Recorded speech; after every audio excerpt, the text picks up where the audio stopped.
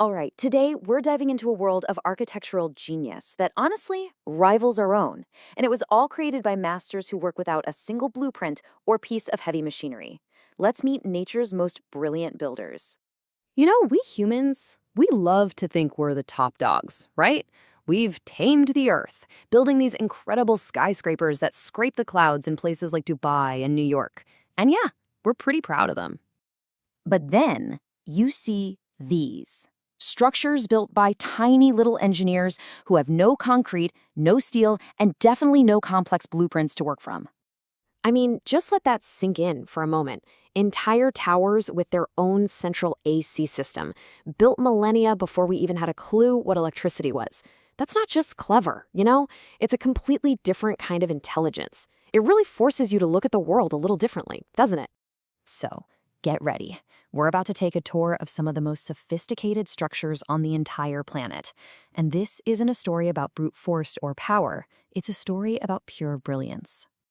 Okay, first up, we're heading to the scorching hot savanna, home to these absolutely astonishing structures that you can really only call termite skyscrapers. Now, these mounds can get up to 9 meters high, which to us might not sound like a whole lot, but when you think about the size of a single termite, what's your guess? What would that be in human terms? Get this, 2 kilometers. That is more than double the height of the Burj Khalifa. And they build this piece by piece, grain by grain, over years of just relentless collaborative work. But as mind-blowing as the height is, that's not even the real miracle here. The real genius is the technology inside.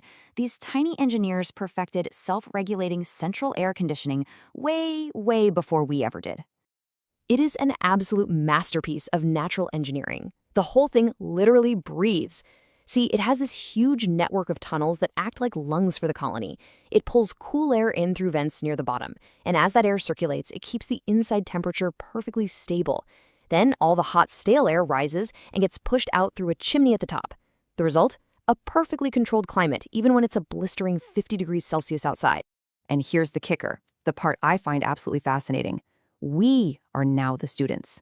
Human architects are literally studying these mounds to figure out how to design buildings that can cool themselves. Imagine, reducing our need for all those energy-guzzling AC units. Nature is showing us how to build a smarter, more sustainable future. Okay, so from these incredible feats of raw engineering, we're going to switch gears completely. We're now heading to a world of pure artistry and romance. Our next architect isn't building for survival, it's building for love. So, do you think having, a refined taste and a sense of aesthetics is just a human thing? Well, I'd like you to meet the bowerbird, nature's most romantic and frankly obsessive interior designer. Now, this bird is wild. It doesn't build a nest to live in, no. It builds what's basically an art gallery to impress a potential partner. It starts with a simple little corridor made of twigs, but then the real work starts. It goes out and meticulously collects all these colorful objects, beautiful blue flowers, shiny shells, even plastic bottle caps, and arranges them with this incredible eye for color and symmetry. And we're not talking about just a random pile of stuff here. This is pure dedication. The bowerbird is a total perfectionist. If you were to sneak in and move just one of those shells out of place, it would notice right away and come back to fix it. This is true artistic vision in its absolute purest form. All right, for our final stop, we're meeting the heavyweight champion of animal architects. Seriously, the one that doesn't just build a structure on the land, it changes the map itself. Yeah, we're talking about the beaver. I mean, really? Let that sink in. This is the only animal on the entire planet, besides us, that actively engineers its environment on a massive scale. They are, without a doubt, the true civil engineers of the wild. And when I say massive, I am not kidding. The longest known beaver dam, which is up in Canada, stretches for a staggering 850 meters. It is so enormous, so vast, you can actually see it from space. So what's their secret? High-tech materials? Nope. They build these megastructures with nothing but wood, mud, and some rocks. And yet, these simple dams are powerful enough to hold back entire rivers, creating huge wetlands and lakes where there used to be just a little stream. But here's the most incredible part. The beavers aren't just building a home for themselves, they're literally building entire worlds. The lakes they create become these vibrant, thriving ecosystems that provide a home for hundreds of other species: fish, birds, other mammals. They are true keystone architects. So, after seeing all of that, termites, bowerbirds, beavers, what's the big takeaway here? For me, it really boils down to a lesson in humility and having a deep, deep respect for nature's wisdom.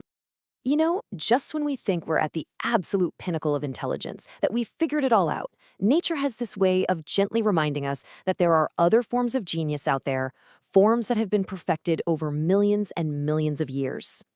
I mean, it really makes you look at how we do things, doesn't it? We rely on our university degrees and our complicated blueprints. They, on the other hand, operate on something far, far older: an innate, evolved wisdom. It's a kind of knowledge that, in so many ways, is more profound than our most detailed plans. And that brings me to one last question, and I really want you to think about this. After everything you've just seen, if you had the choice for just one night, would you pick the luxury of a man-made five-star hotel or the profound genius of a home designed by nature? I'd love to know what you'd pick. Drop your answer in the comments below. And until we turn the next page of our Wild Encyclopedia together, farewell. If you are enjoying this video, we would love for you to stick around and be part of our community. This channel is all about bringing you fresh, unique content that you will not find anywhere else. You have the exclusive inside scoop. So if you like what you see, hit that like button and subscribe. Help us grow and stay connected for more amazing content.